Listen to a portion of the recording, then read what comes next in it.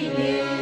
И бойцу на дальнем пограничье от Катюши передай привет. Пусть он вспомнит девушку простую, пусть услышит, как она поет. Пусть он землю бережет родную, а любовь Катюша сбережет. Пусть он землю бережет родную, а любовь Катюша сбережет.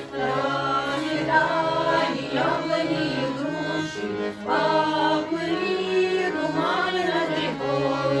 Приходила на берег Катюша, на высокий берег голубой.